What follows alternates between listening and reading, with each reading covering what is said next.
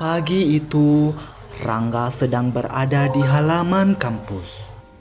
Seperti biasa, ia sedang membuka grup WhatsApp kelasnya. Grupnya ramai membahas video demo mahasiswa di kampus sebelah. Suasananya pun semakin panas dan komentarnya pun penuh dengan emosi. Tanpa pikir panjang, Rangga ikut membagikannya ke grup-grup lain. Ia berpikir bahwa lebih cepat tahu itu lebih keren. Sore harinya, Hara teman sekelasnya menemui Rangga. Ia menunjukkan bahwa video demo tersebut sebenarnya kejadian tahun lalu. Rangga pun kaget. Ia tak sadar telah menyebarkan hoaks. Menurut teori agenda setting, media memang bisa menentukan topik penting, tapi tidak semua yang viral itu akurat. Sejak saat itu, Rangga berubah. Ia mulai berhenti asal membagikan informasi. Ia selalu mengecek sumber dan melihat tanggal dan mencari kejelasan dari berita tersebut. Kita memang hidup di era informasi yang bebas, tapi itu bukan alasan untuk sembarang menyebarkan berita. Di mana kebebasan informasi itu hak, tetapi menyebarkan yang benar adalah tanggung jawab.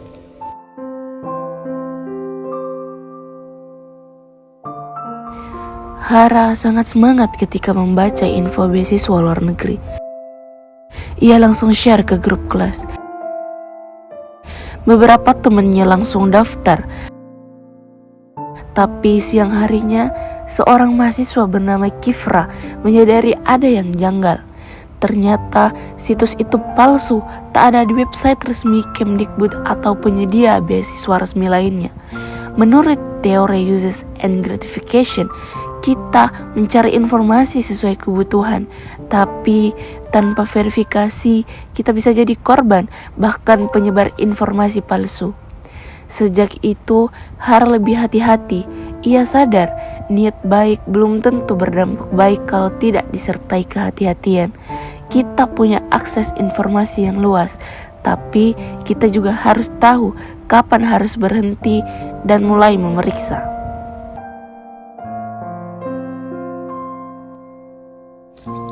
Di grup kelas, info tentang UKT naik drastis mulai menyebar. Semua terlihat panik.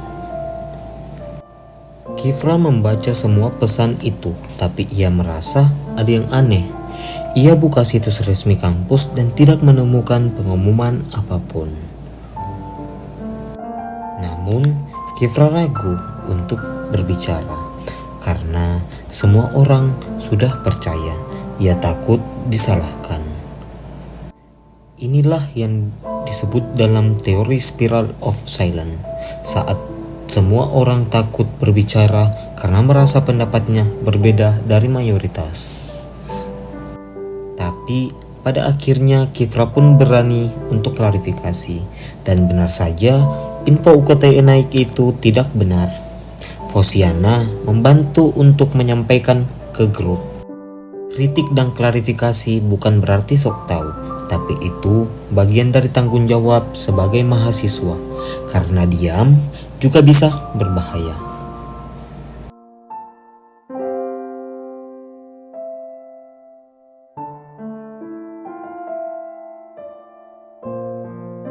Hara merupakan orang yang suka buat konten. Suatu hari, ia mengunggah video soal aturan baru kampus. Isinya opini pribadi tanpa data atau sumber yang resmi. Videonya pun menjadi viral, tetapi banyak muncul komentar salah paham. Beberapa orang bahkan menyangka aturan tersebut sudah berlaku. Dalam teori gatekeeping, pembuat konten punya tanggung jawab sebagai penyaring informasi, bukan hanya penyampai. Hara pun sadar, niatnya hanya ingin berbagi opini, tetapi karena tidak hati-hati, ia justru memicu salah paham.